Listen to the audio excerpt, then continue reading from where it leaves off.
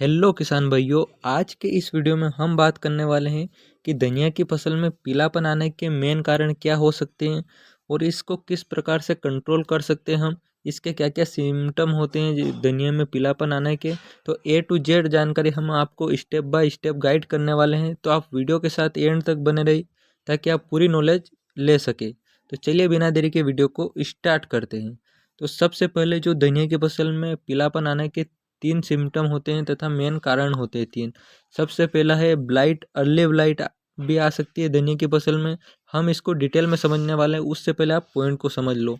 Second number पर आती है न्यूट्रिशन की कमी या चाहे माइक्रो न्यूट्रिएंट्स की कमी। इसके कारण भी अपनी फसल में पीलापन आ सकता है। और जो तीसरा कारण हो सकता है वो पानी की कमी, जिससे भी धनिया की फसल में पीलापन आ जाता है। अब आपके मन में डाउट होगा कि हम इनको पहचाने किस प्रकार और किस प्रकार से इसको कंट्रोल कर सकते हैं। तो सबसे पहले बात कर लेते हैं कि अर्ली ब्लाइट की। तो इसको पहचानने का तरीका बहुत ही आसान है। जैसे कि अगर आपको धनिया की फसल आपने बोई रखी है, तो उसमें आपको जैसे ही धनिया के पत्ते रहते हैं उनके ऊपर आपको गोल गोल पीले रंग के बड़े बड़े धब्बे दिखाई देते हैं। तो आपको समझ लेना चाहिए कि हमारी फसल में अर्ली ब्लाइट के सिम्टम ये रहने वाले हैं। तो इसको कंट्रोल करने के लिए आप जितने भी मार्केट में आपको ट्राइजोल ग्रुप के फंगिसाइड मिलते हैं, आप उनमें से किसी का भी इस्तेमाल कर सकते हो। बहुत ही अच्छा रिजल्ट देखने को मिलता है जो अर्ली ब्लाइट के ऊपर। और जैसे कि इनमें आता है स्कोर, बायर कंपनी का फोलिक्यूर, टेबुकोनाजोल हुआ, हेक्साकोनाजोल, डाइफोकोनाजोल, जिसे भी टेक्निकल के अंदर लास्ट में जोल जोल आता है लिखा हुआ, उनका इस्तेमाल कर सकते हो। इन फंगिसाइड्स का अर्ली ब्लाइट और जो कि पाउडरी मिल्ड्यू होती है, इनके ऊपर बहुत ही अच्छे से कंट्रोल होता है। अब दूसरा पॉइंट है हमारा कि न्यूट्रिशन की कमी से भी धनिया की फसल में पीलापन आ सकता है। तो इसको पहचानने का तरीका यह है कि जो हमारे धनिया की फसल होती है उनके पत्ते रहते हैं, जो नई पत्ती आती है उनमें आपको पीलापन दिखाई दे रहा है, तो समझ लेना चाहिए कि उसमें न्यूट्रिशन की कमी के कारण ये हो रहा है। चाहे वो न्यूट्रिशन की हो सकती है या फिर कुछ माइक्रो न्यूट्रिएंट्स की कमी।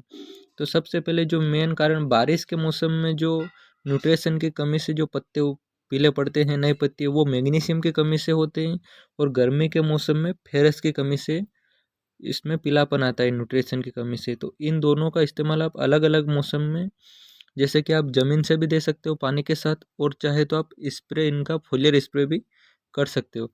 अब यहाँ पर आप हरे धनिया की खेती करते हो तो प्लस पॉइंट ये रहेगा कि आप अगर वाटर सोल्यूबल फर्टिलाइज़र का इस्तेमाल करते हो हरे धनिया में, तो आपके जो धनिया के पत्ते रहेंगे वो बिल्कुल हरे देखने को मिलेंगे और उनका मार्केट प्राइस भी आपको अच्छे से मिल जाएगा।